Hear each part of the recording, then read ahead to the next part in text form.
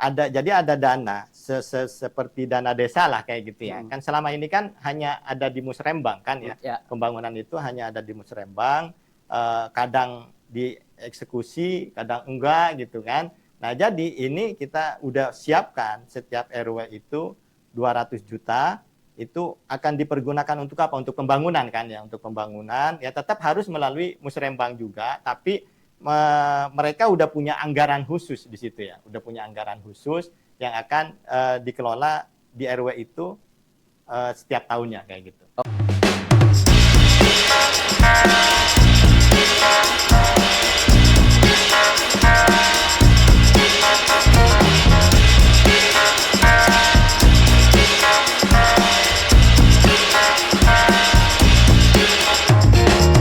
Ahmad Ishak, caleg PKB Kota Bogor. Dapil 1. Dapil 1. Kecamatan Bogor Tengah, Bogor Timur. Bogor Timur, Bogor Tengah, Bogor Timur. Bogor Timur. Tagline Anda siap mengabdi. Siap. Apa itu? Ya, siap mengabdi itu sebenarnya singkatan. Apa itu? S-nya itu solutif, terus I-nya itu integratif, A-nya itu siap, ya P-nya itu partisipatif. Solutif artinya kita sebagai calon anggota dewan harus mempunyai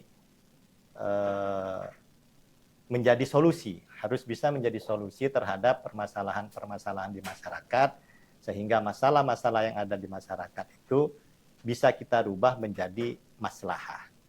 Itu. Terus I-nya integratif. Kita sadar bahwa caleg itu harus sevisi antara perkataan, perbuatan, apa yang dijanjikan itu harus terintegrasi. Itulah integratif. Terus kemudian P-nya partisipatif, bahwa kita sebagai caleg itu harus siap berpartisipasi di dalam setiap kegiatan-kegiatan masyarakat. Masalah apa yang terbesar di Kota Bogor yang menurut Kang Ahmad nih harus segera diselesaikan? Kita sebenarnya gini, kalau untuk caleg legislatif, ya kita lihat fungsi dulu sebagai legislasi. Fungsi kita itu kan cuma untuk ada legislatif ya, legislasi. Ya. Terus penganggaran sama controlling ya, gitu ya. Nah, itu fokus kita ya di situ.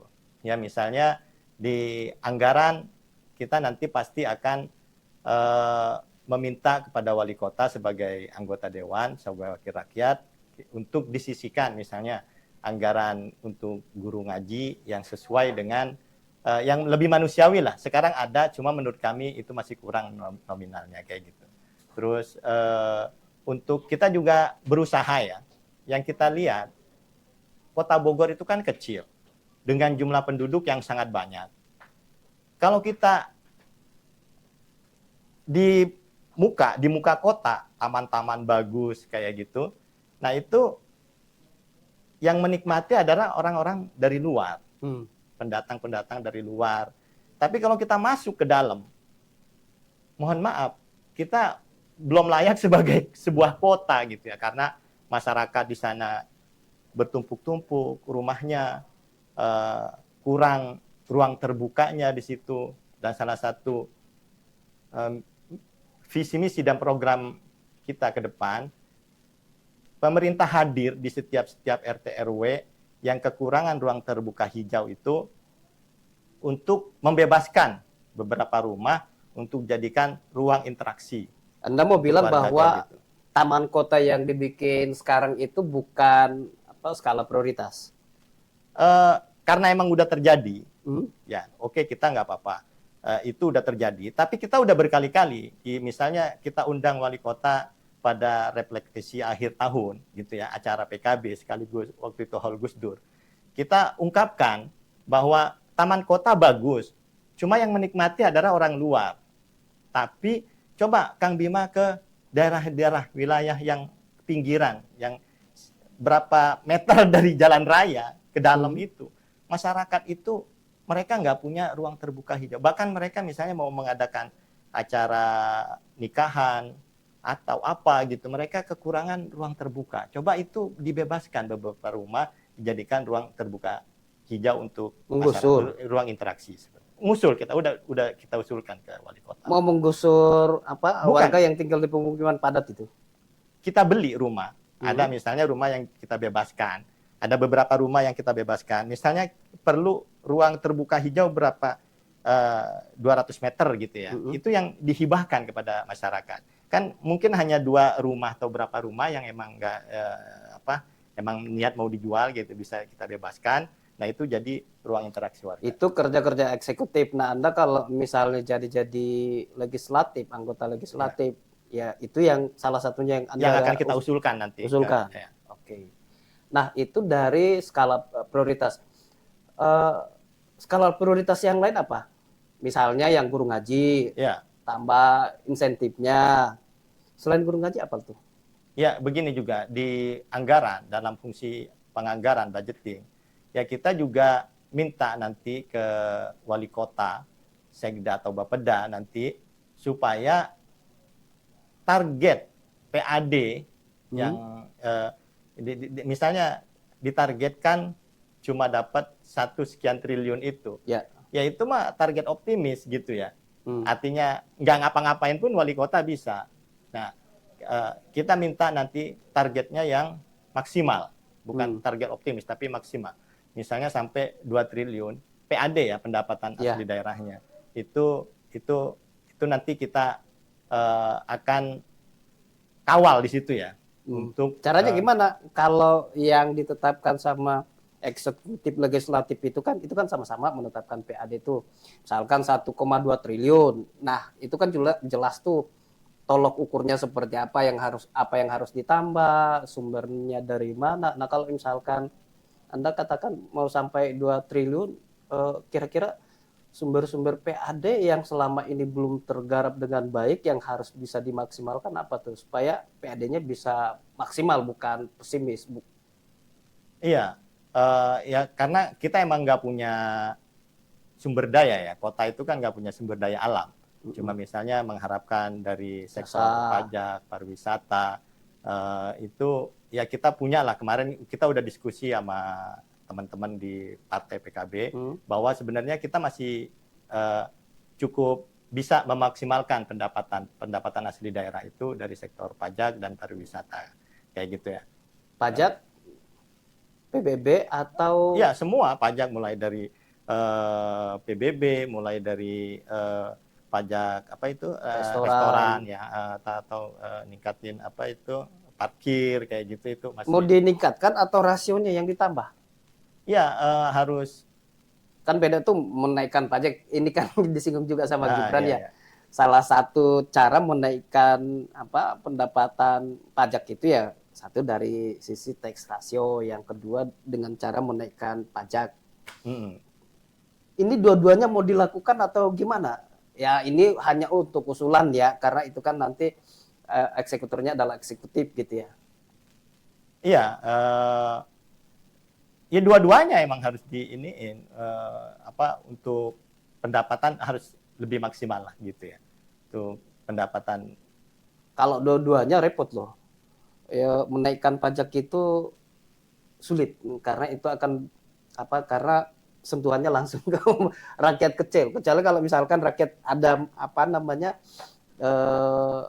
ada standarisasi begitu. Kalau yang masyarakat kecil naiknya cuma sekian persen, kemudian kalau yang kelas menengah atas sekian persen. Tapi itu pun kan sebenarnya kebijakan pusat tuh, nggak bisa sembarangan. Kecuali kalau yang pajak restoran, tambah diperluas, misalkan selama ini yang bayar pajak restoran tuh 10, mungkin ada 20 yang belum tersentuh, ya bisa. Iya paham. Itu nanti kita ada teman-teman yang fokus di situ. Tapi intinya bahwa anggaran itu akan kita maksimalkan dan penggunaannya juga akan kita salurkan untuk rakyat. Jadi anggaran dari rakyat untuk rakyat. Itulah semangatnya ya, semangat dari itu. Kenapa enggak misalnya maksimalkan kalau di Islam itu apa sih? Ekonomis apa? Ya, misalnya apa ya yang apa namanya sumber-sumber dari yang bentuknya apa namanya itu sumbangan atau apa, misalkan zakat, terus apa selain zakat tuh? Eh, Zakat, infak, sodako, Nah, basnas ya. yang kayak gitu, misalnya itu yang ditingkatkan. Misalkan ada kalkulasi gitu, oh ternyata di Kota Bogor yang bayar zakat tuh hanya sekian persen. Anda kan dari PKB yang Iya. basisnya Islam gitu, kenapa Anda yang itu di ini? Eh, ya, itu udah sebenarnya kan pemerintah juga udah membentuk apa, ada basnas di tingkat kota juga ya kan ya. Itu udah dilakukan oleh basnas di Kota Bogor. Tapi tetap akan kita dorong supaya untuk bisa dimaksimalkan lagi. Seperti itu. Oke, kita balik ke partai nih. Oke, Anda siap, kan dari siap. PKB. Ya, ya. Nah, ini sejarah nih menurut saya. PKB 2019 kemarin dapat 2 kursi apa? Tiga ya? 3 kursi. Sebelumnya 1 gitu. Dan sebelumnya kosong. Kosong. 2 periode kosong. Terus baru kemudian ada 1. Kemudian 2019 ada 3 anggota dewan kita. Dan sekarang target insya Allah juara 3. Wow, juara 3 itu berapa kursi itu kira-kira? Juara 3, target Anda? Ya. Kalau sekarang juara 3 itu di 8 kursi ya. Target kita 9 kursi itu sebenarnya masih rasional ya. 9 kursi masih rasional. Pertimbangan rasionalnya kok bisa nargetin 3 juara 3 begitu kan? PDIP, Golkar, Gerindra, itu kan partai yang sangat besar tuh. PKS kalau di Kota Bogor sebagai pemenang 2019. Anda bisa nyalip itu? Artinya begini, secara suara bisa saja, misalnya secara suara lebih besar, tapi misalnya bisa juga dari hal segi kursi, 9 kursi itu. Dengan asumsinya begini, anggota dewan yang 3 itu, yang 3 orang itu harus bawa kursi sendiri, ditambah dengan nambah kursi, berarti tiap dapil yang udah ada 3 anggota dewan itu, 2 kursi, ditambah lagi dengan 2 dapil yang masih kosong itu, bisa 1 kursi, atau misalnya dapil 3 Bogor Barat, itu kita juga masih optimis dapat 2 kursi. Jadi pertimbangan 9 kursi itu masih rasional, pertimbangannya seperti itu. Oke.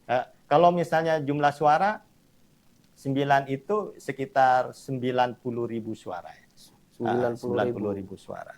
Mudah-mudahan dengan efek Pilpres, Anies nomor 1, PKB nomor 1, dan juga Caimin sebagai ketua umum menjadi wapresnya Anies Baswedan, target-target itu bisa kita capai. Karena gini,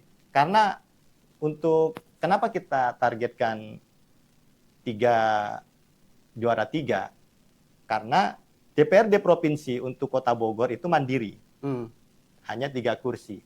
Jadi target kita supaya kita dapat DPRD provinsi, maka kita harus juara 3. Untuk Kota Bogor itu kan mandiri kita, hanya 3 kursi. Kalau dulu kan digabung sama Cianjur, DPRD provinsi dan DPRD RI. DPR RI itu Kabupaten Cianjur dengan Kota Bogor. Tapi kemarin sama DPR itu undang-undangnya dirubah, provinsi, Kota Bogor mandiri 3 kursi. Nah, untuk mencapai 3 kursi itu kita harus juara 3.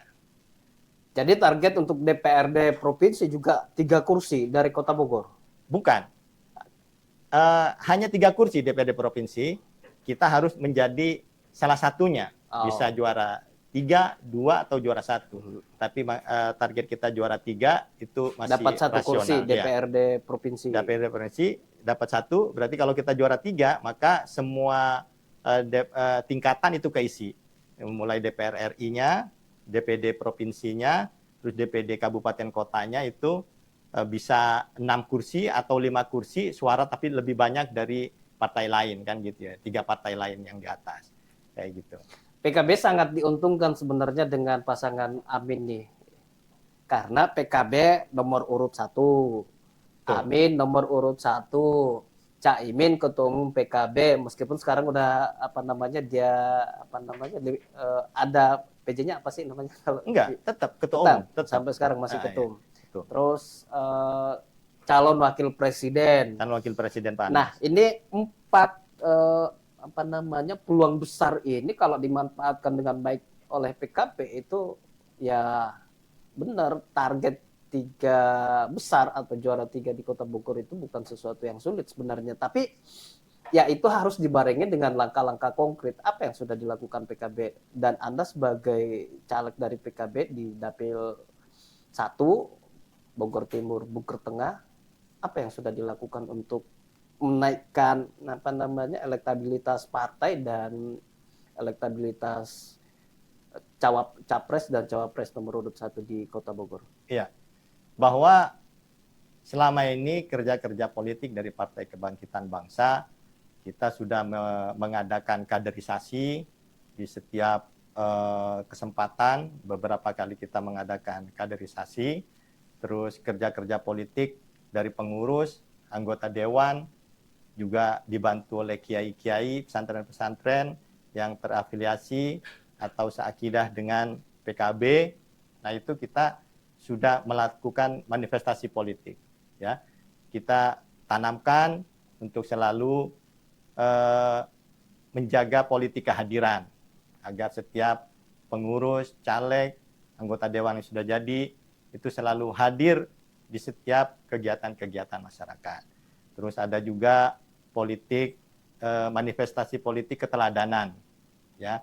Karena kalau di PKB itu kita sangat kaya dengan kiai-kiai, ulama-ulama atau santri-santri yang pesantren yang berkarakter, berakhlakul karimah, itu menjadi tauladan di masyarakat. Ya. Misalnya jadi ustadz, guru ngaji, jadi pembimbing di masyarakatnya, itu menjadi ketauladanan. Keduanya manifestasi politik pelayanan. Kita juga ditugaskan untuk selalu menjadi pelayan daripada masyarakat.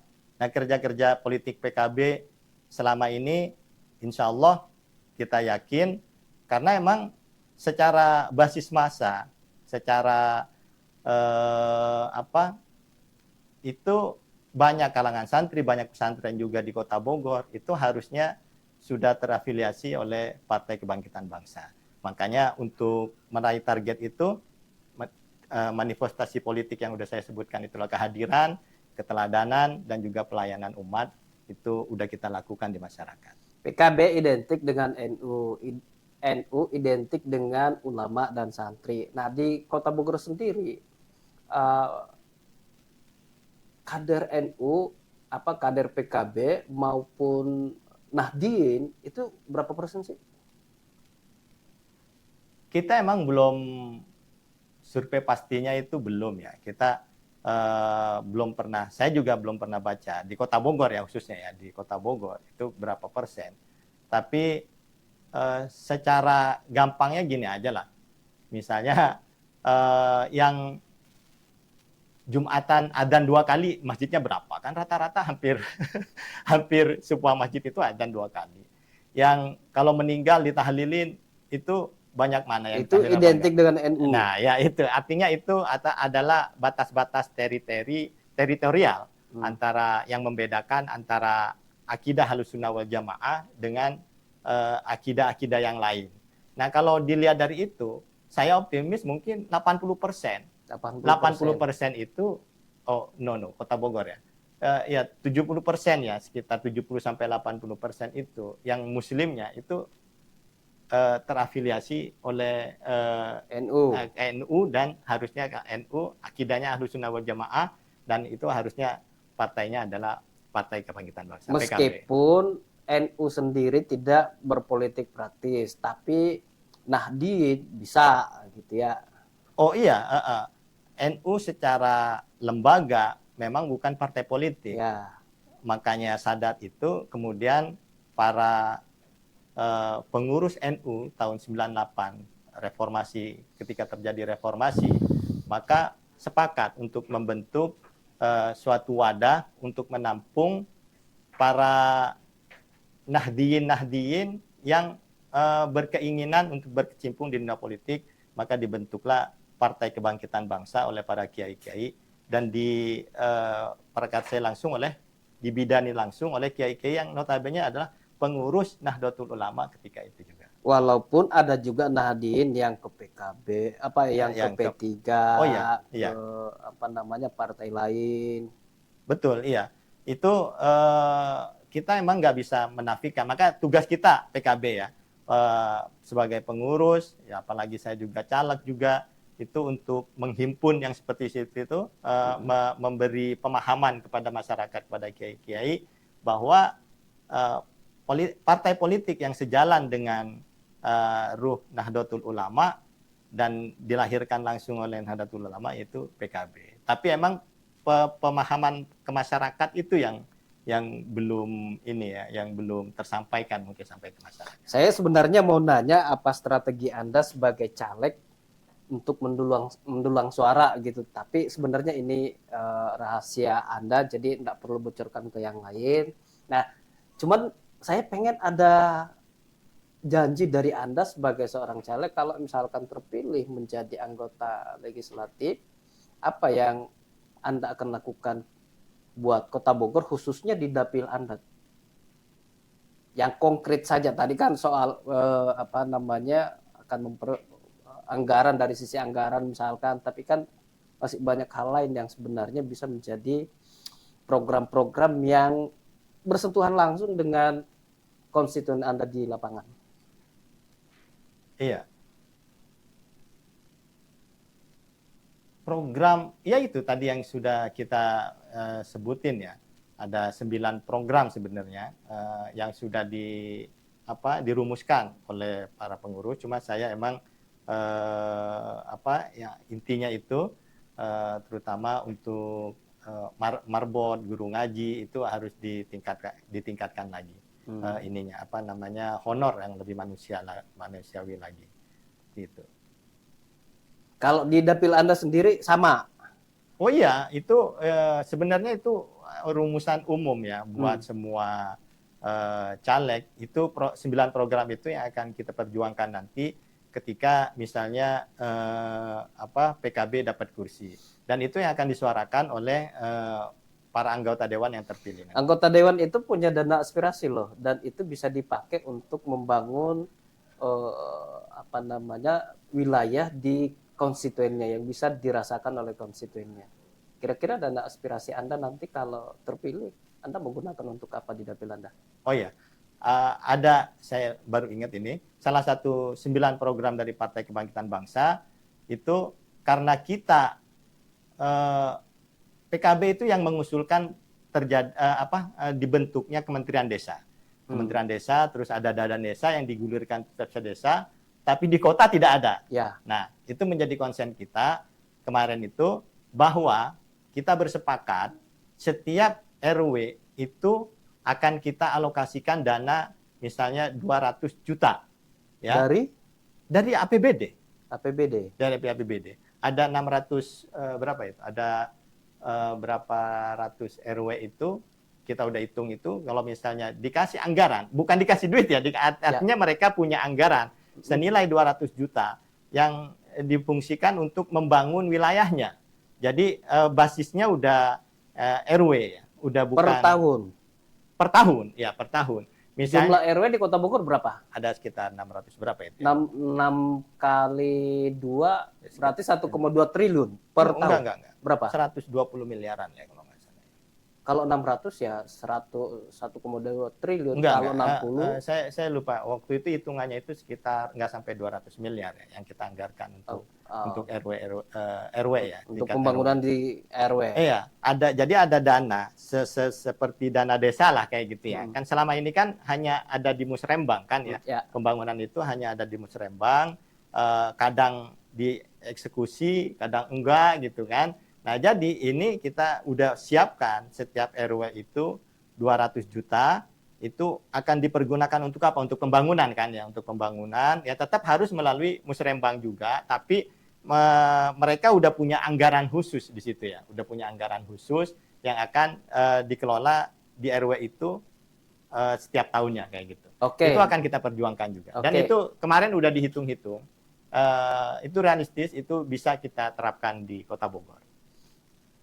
Tapi itu tergantung antara eksekutif dan legislatif. Oh iya. PKB misalkan kalau juara 3 ya bolehlah punya suara mayoritas begitu ya di DPRD, punya power begitu. Tapi kalau misalkan hanya dapat 4 kursi, 5 kursi, berarti kan tetap jadi minoritas. Nah kalau misalkan jadi minoritas, untuk supaya usulan tadi itu usulan partai, misalkan usulan fraksi misalkan bisa tidak diakomodir, langkah apa yang harus dilakukan? Bisa nggak kalau misalkan itu tidak bisa direalisasikan oleh eksekutif dan legislatif itu, ya dan aspirasi dari anggota PKB itu yang kemudian dipakai untuk itu tadi sebagai penggantinya begitu? Kalau dana aspirasi itu kan udah emang saya ini ya, bahwa dana aspirasi kita hanya menyampaikan juga kan sama. Betul. Kita hanya menghimpun ketika kita reses ya, anggota dewan itu reses. Kan itu hanya menghimpun. Ya. Menghimpun apa yang diperlukan. Nah, tetap pengajuannya bisa melalui musrembang atau bisa langsung ke dinas-dinas. Betul. Kan kayak gitu ya. Nah, itu tetap ada kayak gitu. Cuma yang yang udah pasti baku 200 juta itu juga akan kita perjuangkan. Kalau ditanya bagaimana kalau kita bukan pemenang atau bukan sebagai eksekutif, kan karena itu harus menjadi perda kan ya, harus menjadi peraturan daerah, harus disepakati oleh DPRD dan eksekutif, wali kota, wakil wali kota itu. Nah itu ya kita belajar dari pembentukan Kementerian Desa. Waktu itu Kementerian Desa juga yang memperjuangkan adalah fraksi PKB. Terjadi debat yang sengit juga untuk pembentukannya itu, tapi akhirnya berusaha bisa meyakinkan teman-teman fraksi yang lain bahwa ini penting, bahwa ini mendesak ya, dan ini bagus gitu. Kemudian disetujui oleh fraksi lain, maka akhirnya terbentuklah undang-undang desa itu ya, undang-undang desa yang mengamanatkan untuk membentuk Kementerian Desa. Ya mungkin nggak akan jauh-jauh dari situ, sama kita juga akan lobby teman-teman fraksi lain bahwa ini penting, bahwa ini bagus. Kita juga akan meyakinkan fraksi lain dan juga pemerintah kalau misalnya memang anggaran bisa kita, makanya tadi PAD kita tingkatkan, terus anggaran ini bisa kita salurkan. Nah itu mungkin bisa menjadi contoh ya untuk kota-kota lain. Karena emang di kota ini nggak ada itu dana desa itu nggak kebagian. Ada di desa-desa kabupaten. Adanya di kabupaten itu kan langsung dari dana APBN ya, APBN perimbangan juga dari PAD kabupaten. Nah itu juga mungkin bisa dimintakan dari APBN juga ya, sebagiannya kayak gitu, mekanismenya nanti itu kita bisa rumuskan bareng-bareng kayak gitu. Intinya bahwa kita pengen kalau misalnya di desa ada dana desa, di kota juga ada dana untuk kota, tapi yang ngelola udah level RW kayak gitu ya. Ini janji Kang Ahmad. Ini sebenarnya program visi misi Partai Kebangkitan Bangsa yang Kota merupakan turunan dari program PKB. Jadi ini program partai sebetulnya. Kalau PKB menang, Kang Ahmad Ishak menang, maka dia akan perjuangkan di Kota Bogor 1 RW dapat 200 juta. Kita tunggu, semoga siap Kang Ahmad jadi. Selamat siap. Kang. Siap. Mudah-mudahan jadi anggota dewan. Amin.